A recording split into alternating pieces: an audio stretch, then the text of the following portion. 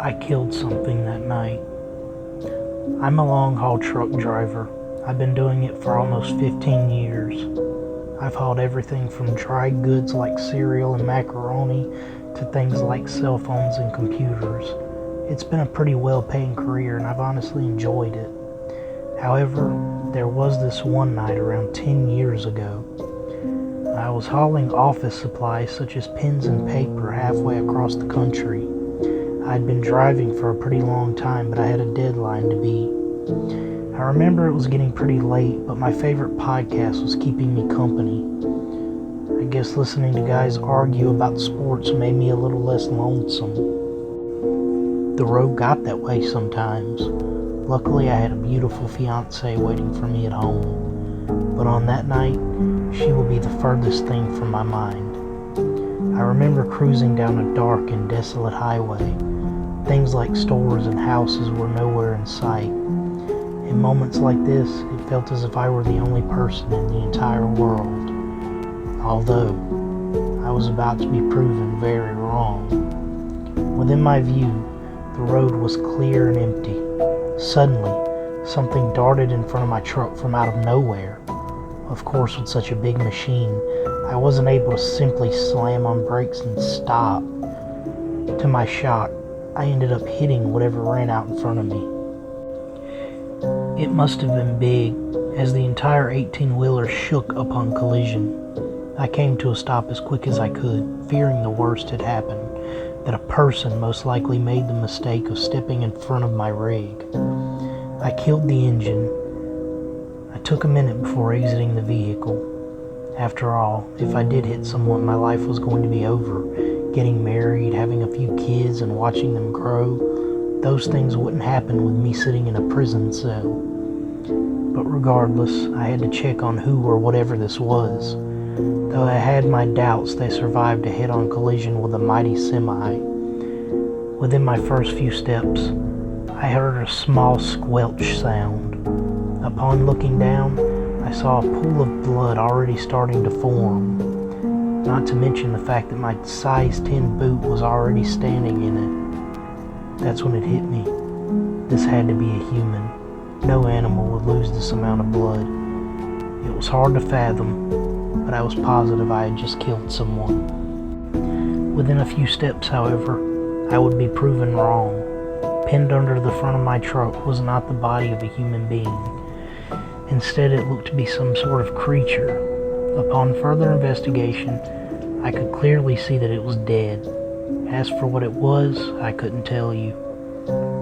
The thing was a beast. It had to be around 6 foot tall, seemingly a canine-like creature with fangs protruding from its mouth. It could have been a large dog, but that didn't seem right. Even though it was stuck, I could clearly see its broad chest and shoulders, as well as 2 long and hairy legs, almost like a man's. The only thing I could compare it to would be that of a werewolf. Absolutely stumped and unsure of what to do, I called the police.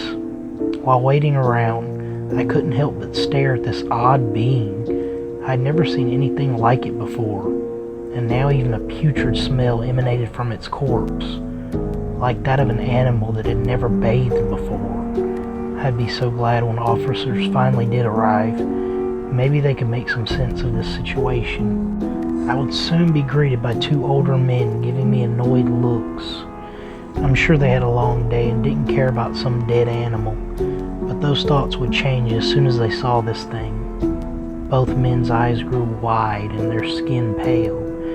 I heard one ask the other if this could be some guy in a costume. I watched as they tried to pull it out from under my truck. As they did, the smell from earlier became even worse.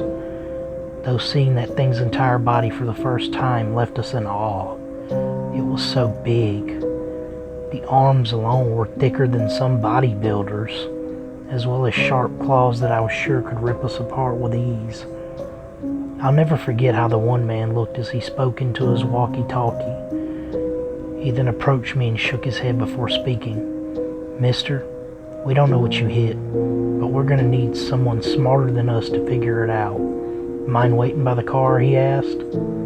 Now I did have a load to deliver. but it seemed best to comply. If I was being honest, it would be nice to figure out what was lying there. After another 20 minutes passed, a second vehicle arrived on the scene. Instead of your usual police cruiser, I saw a mysterious all-black car. A man would step out, wearing a sharp black suit to match. He looked down at the creature for only a brief moment before letting out a loud sigh. Without saying a word, he began to approach me. I'd be lying if I said the man wasn't intimidating. Something about the look in his eyes. It was cold and calculating, like he walked through hell and came back unscathed. I remember he looked at me and spoke in a deep voice. "They've got a lot of cleanup to do here. Let's go to the station and talk about what you saw." Once again, I didn't resist. I willingly went along with this strange man. He drove me to a nearby police station, where I was seated in an interrogation room. I was alone at first, but soon the man would return with 2 cups of coffee. He looked down while stirring his Java and began talking. He told me that what I saw tonight was nothing more than an exotic pet, an endangered one that was actually illegal to own. I couldn't help but giggle. I didn't believe what he said for a second.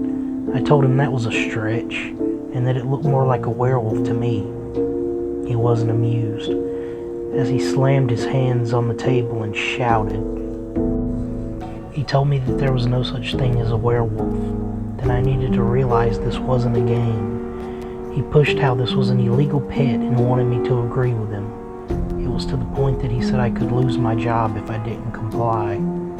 Without much of a choice, I assured him that what I hit was only a pet. Afterwards, he asked for my shoes and even gave me a pat down. It was all so strange. I didn't understand why he was being such a jerk. In fact, I felt downright threatened by him. After a few minutes, he brought me a pair of cheap jailhouse shoes. He told me mine were ruined by the blood and that he threw them out. I was pretty upset, as those were an expensive pair of work boots, but it was pretty obvious I had no room to negotiate. He didn't let me finish my shipment either, saying my truck was totaled. I knew this was a lie. The front end was only lightly damaged. I ended up receiving a bus ticket and went back home. I was off the road for 2 weeks without hearing a thing. Finally, my boss would call and put me back to work. Weeks turned into months and then years. My fiancée and I got married and even had a little boy. I continued to drive 18-wheelers, never having another incident like that again. My life was mostly normal, but sometimes weird things would happen. I'd receive phone calls in the middle of the night asking if I'd seen anything strange. I would say no and try to identify the caller, but they always hung up.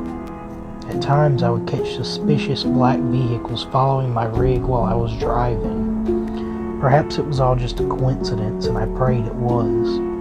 Even so, I didn't believe what I hit that night was just a pet.